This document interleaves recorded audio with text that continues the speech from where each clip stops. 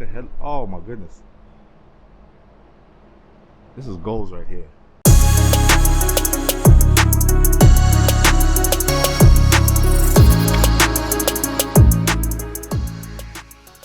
Got a nice treat for you guys. Now I'm at BBI Autosport. Anybody who's into building cars, who's especially Porsches or anything else, you guys know about BBI. And dude, this is what I walked into.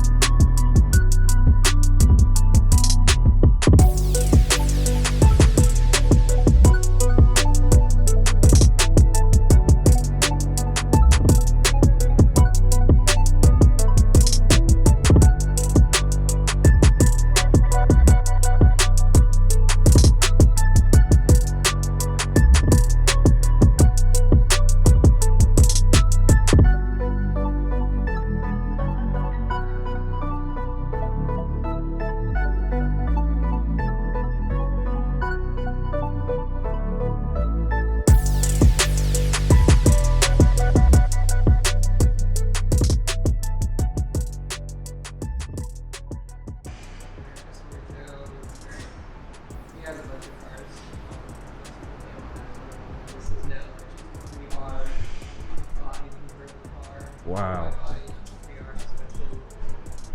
Dude, remember we saw this at the Porsche experience. We saw one in the back that was like, oh yeah. So it's their bodywork from that program. Yeah. And then the engine is out of a 2019 GT3 RS. Yeah. And then its internal is upgraded and it's gonna, it's twin turbocharged now. Yeah. So how much power is he looking to make out of this? It's supposed to be like a 1400 horsepower car. Jesus. Probably be detuned to 12 just for speedability. There's a full interior, normal car. And he's not tracking this car, is he? He'll get tracked. Oh, yeah. okay, Yeah. gotcha. The way we build everything is, it's heat shielded. All the lines are like we hard line everything if we can. Yeah. Properly terminated. Like everything's gonna be built like as if it built from the factory. Sick, man. Sick. So it's gonna hopefully the engine package outlasts the car. Yeah. That's awesome. Let's see if I can lower it.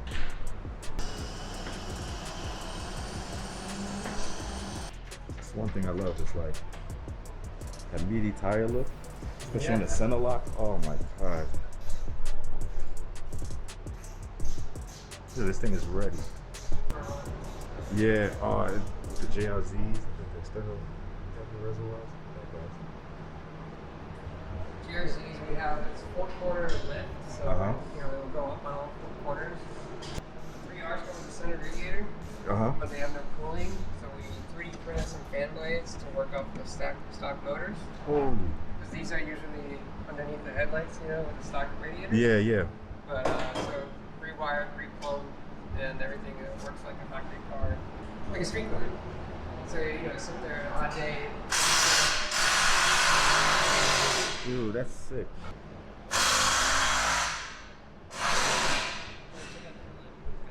Oh. Dude, look at the head. Oh my goodness.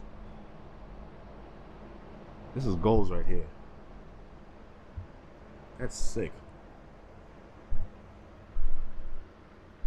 Look at this. Look at the center console. Look at the headliner. Look at the seat. Bruh. That might be something I might have to steal from my 993. Twin plenum dual throttle body setup, which is not native to the car at all. Machine design here. Adding secondary fuel for more power. Wow. Intercoolers will sit here. Just pretty much doing everything opposite of what the car was built. So all piping, you guys did all of this? Yeah. That's sick. All the fab work is done here. The machining is done here. The welding is done here. Everything kind of. Look at the detail on these. But it's like for something like this, it's a 2015 GT3 with widened overhauled with an engine that was not even built yet for the 2015. You know, it's a 2019 engine that was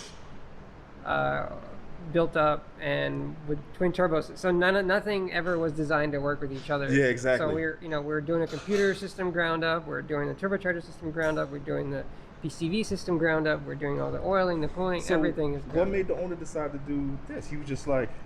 He just likes to do crazy stuff. So he just like, oh, I just had a crazy idea. His whole motto is like built, not bought. You know. Nice. So he I love this guy. I got to meet him.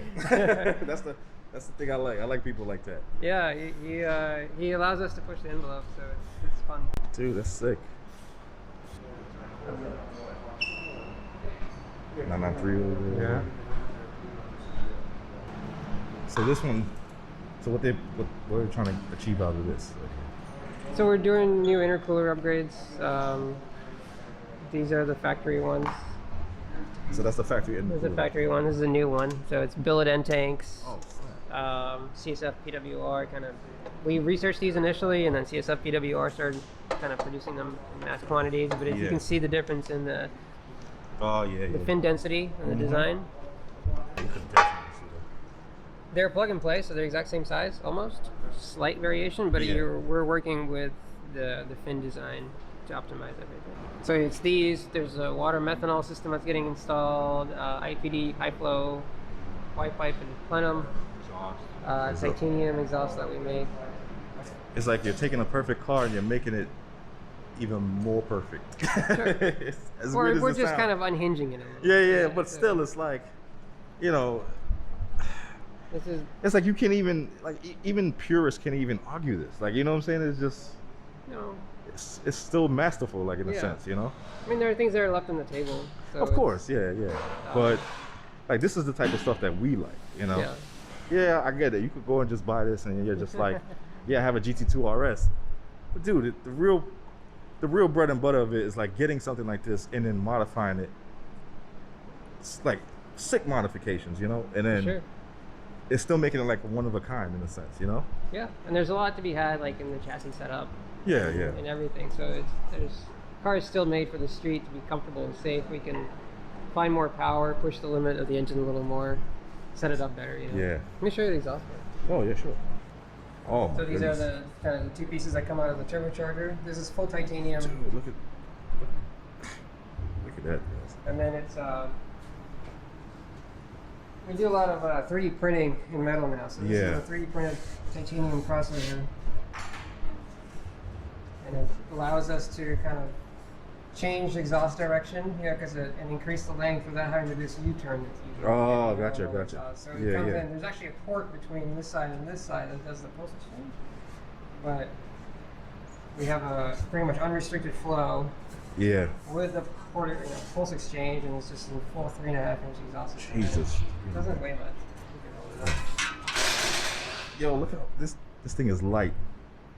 It's like 58% lighter than the... I was gonna say it's way lighter than the factory. Yeah. Wow. It's also, doesn't muffle anything. Yeah. That's awesome, man. Look at that. Oh, this is it. This is where you guys build the engines and stuff. Yep. So we have a few. It's rebuilds. It's upgrades. Dude, you look at these and you're like, this is the stuff. This is a McLaren engine, like out of a 675. Yeah. Which is like, it seems like a lot of, that's like the popular route now with a lot of. They're pretty powerful cars. Dude, they're from what I'm seeing, they're no joke. No joke. Something that, like, similar to what you might find in yours. It's an air-cooled engine. It's like these little tiny things making, they make a lot of power. Make a lot of freaking power. That is sick. What's this? What's getting? This is a 997 RSR engine, actually. Oh, that's We're cool. just refreshing. That's cool. Dude, look at these cars. Oh. 996 race car. And these are customer cars. Like, look at this. Oh yeah, you can see that he's running this. Ooh. Properly used. Yes, exactly. This is how it's supposed to be. Yeah. Right. Yeah. You know. I know you guys. I know you purists might be cursing me out, but these cars are not meant to be sitting in garages, man. These cars are meant to be driven. This is 993. You know, this is my speed right here.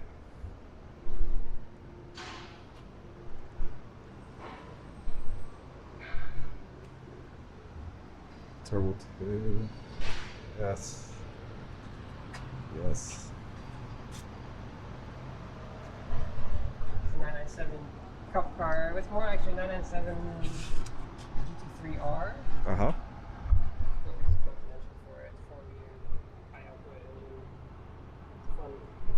Customer that does a lot of PLC. And it's NA? Okay. Dude, look at this, man.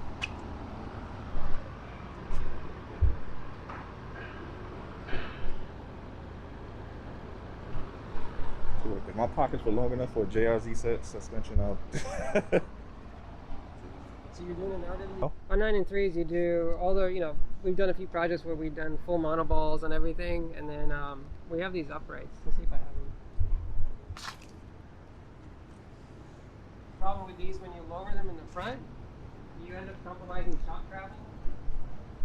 Is that why, like, you need like the bump steers and stuff like that? Well, you could do all that, or you... Oh, gotcha. You do this. Yeah. So this is, everything's lowered, but we changed the position of the hub so that the geometry kind of returns back to normal. There's no bump steer because of the geometry revisions. Yeah. The shock is mounted lowered so that you get the shock travel back. Gotcha. This is designed for a 993, so it's big brake compatible, you know. Yeah, and that's what we're doing. I'm doing a big brakes setup on it as well. Okay. And, yeah, so if it fits 993 brakes, then this will fit this. Yeah, definitely will. But what you're doing is you're just, for a lowered car, pretty much every RWB should have this because it's so slammed. Yeah. So, you know, usually we see a lot of them are a little bumpy because they're running on such a little shock, you know? So then this will help with that, and then you have proper suspension geometry. So again, when you lower the car, you're inducing bump steer, you're inducing a whole lot of other things. You know, the roll center is messed up.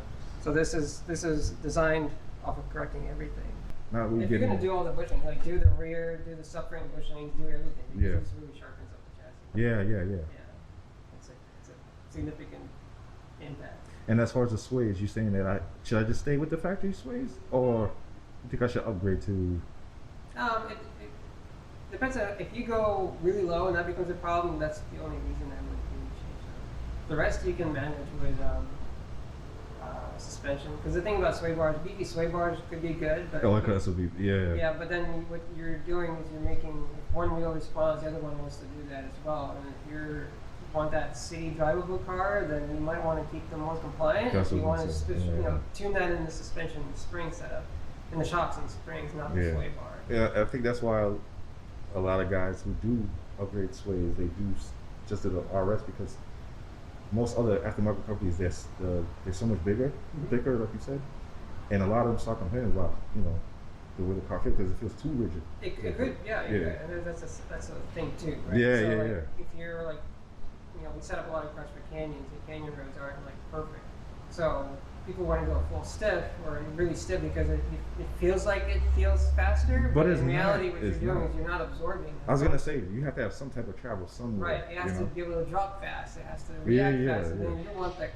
you're prioritizing contact, not feel. Yeah. Just because when you turn in, the whole car doesn't lean over, it's doesn't mean it makes it faster. Yeah, exactly, yeah. Yep. Meet you, man. You blessing me with some tips, man. Yeah. Dude, this is sick.